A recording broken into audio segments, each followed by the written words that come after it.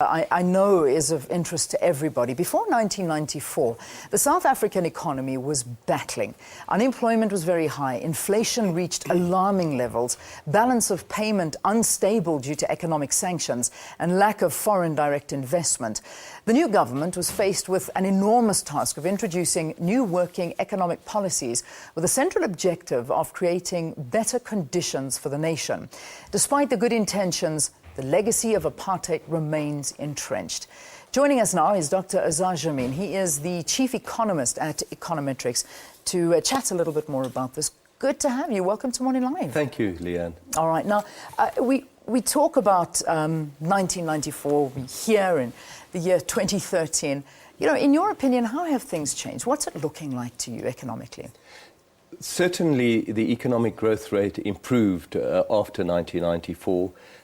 Access to foreign capital was very important.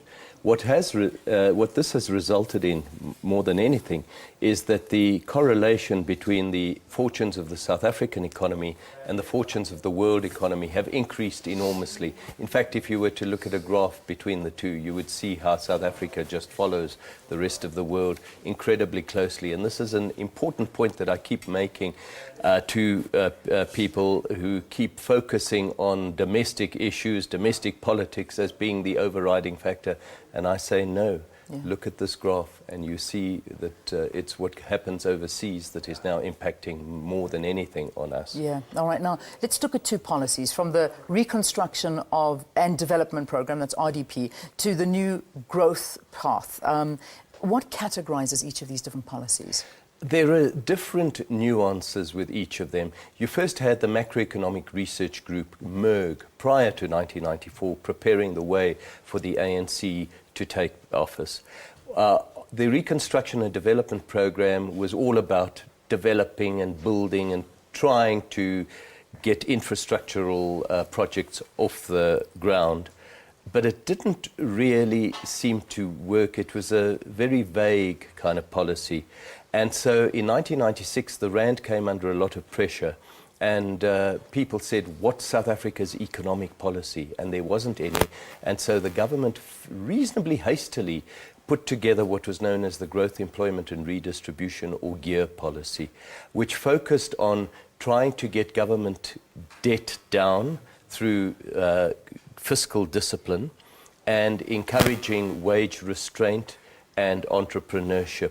But only parts of GEAR were actually introduced, and that was the problem. And everyone tends to focus on GEAR being government cutting back on expenditure in order to bring the debt down. Yeah. Then you had ASGISA, Associated and Shared Growth Initiative for South Africa, and that tried to work in terms of improving exports and trying to get the economy right there. The new growth path has a different nuance again. It speaks of government intervening in the economy in order to regulate wages, regulate production, and this kind of thing. And again, this hasn't really taken off. Yeah. And it was followed by the National Development Plan. Well, here we have something that is somewhat different from all the others. It's a 480-page document. The new growth path was 37 pages long. Yeah. It shows a completely different perspective, a much more comprehensive analysis of the South African economy, the most holistic thing we've ever had. Yeah. But it's having difficulty in being implemented because the trade union movement, who are part of the trade union alliance, are now opposing it. Just very quickly, because what's important is to link this interview with what we're about to do now, is cross over to our TNA, where we're talking to Rob Davies, the Minister, and looking at, for the first time, the triple BEE. It's one endeavour by the government to stretch the economic resources to benefit the previously disadvantaged. But wealth really concentrated still in the white minority. What is the reason for this happening? There's a fundamental and very easy reason to explain this. The white minority during the time of apartheid was privileged to have a very good education, and to some extent the authorities at the time suppressed education of blacks. that has left a legacy which has not been overcome in the last 20 years, unfortunately, and that is that the vast majority of black persons in South Africa are receiving an inferior education. They therefore do not develop the skills that are required to command jobs that are needed in the economy. As a result, they find themselves unqualified to do any job that the marketplace actually needs. All right.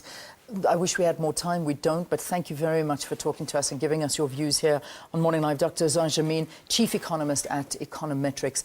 This is the focus of our broadcast this morning, so stay tuned. After 7 o'clock, we're going to be crossing over to the TNA, where Peter and Ayanda are, and we'll be talking to the Minister, Rob Davies, about this exact issue. All right.